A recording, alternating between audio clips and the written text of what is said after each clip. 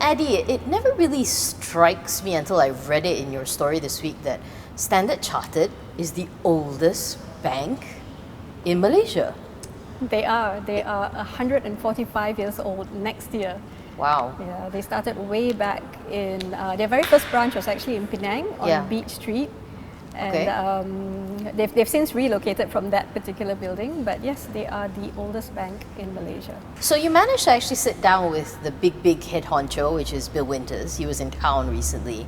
And what was his view on this region, especially since there's so much to consider? You know, what kind of opportunities does he see when he looks at Asia? Yeah, so Asia is actually a huge market for StanChart. It's interesting because he actually refers to StanChart in the interview as a global bank with its heart in Asia. And that's because over 70% of their profits are actually derived from Asia. Right. And despite the many headwinds that we're seeing for Asia, and he acknowledges these are headwinds, these are things like the US-China trade war, trade tensions, and then there's also China's slowing growth, and then there's unrest in Hong Kong.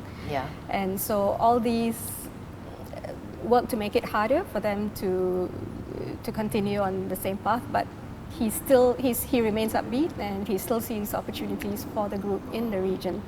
Because he says, despite some slowdown in China, it's still growth at 6%, and the demographic growth in the region is pretty good as well.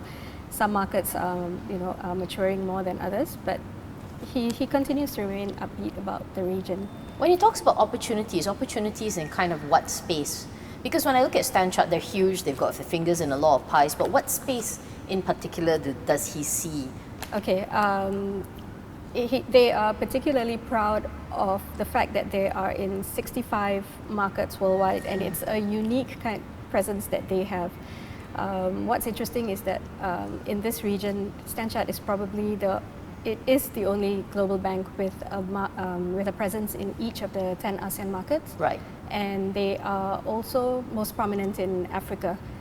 And what's interesting is, apart from Asia, they're also very focused on the Middle East and Africa. Right. Yeah. So he spoke about two things in particular. He says because of that unique network that they have, they focus on what they are particularly keen to grow further, what they call the network business, focusing on corporates that do cross-border businesses. So they can help them manage, their currency risks, their investments, their trade portfolios and all these. Yes, exactly. So that's one area that they continue to see growing opportunities, and the other one is the retail affluent segment. But it's interesting you mentioned about Hong Kong, because of all the things you spoke about, and I was reading his response, is that maybe it's me, but he doesn't seem as worried as I thought he would be. But he seems to think that although it's going to be protracted, he still thinks that there's light at the end of the tunnel.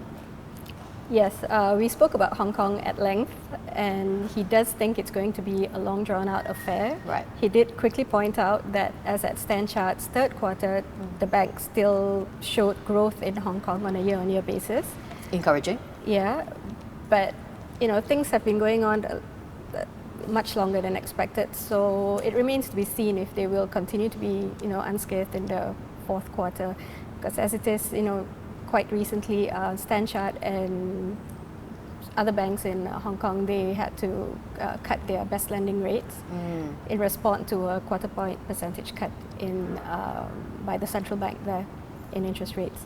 So, yeah, but he does think that Hong Kong is resilient. He says that it has, bounced back from previous body blows. They've had the global financial crisis, they've had the Asian financial crisis, they've had the SARS crisis, and they still managed to bounce back. So he does think that Hong Kong is going to bounce back. Well, the man himself is no stranger to crisis and times and everything. We were mentioning his job career as a banker. He wanted to be a diplomat, but he also was at JP Morgan during that crisis. Yeah. And so he knows something about managing crisis, because he also brought Standard Chartered back from a massive loss in 2015. How on earth did he do that? Oh, he came in Standard Chartered in June 2015 when, in that year the bank actually fell to its first loss since 1989, the first annual loss. I think they fell into a loss of US $1.5 billion. And he put into place a series of actions. They did a cash call, they cut something like 15,000 jobs worldwide, a lot of difficult decisions, cut costs, and they went back to profitability in 2017. And this year, they look like they are on the way to reporting their fourth straight year of growth in underlying profits. When you met him, what's your impression of him? Capable, affable, unruffled? What's he like?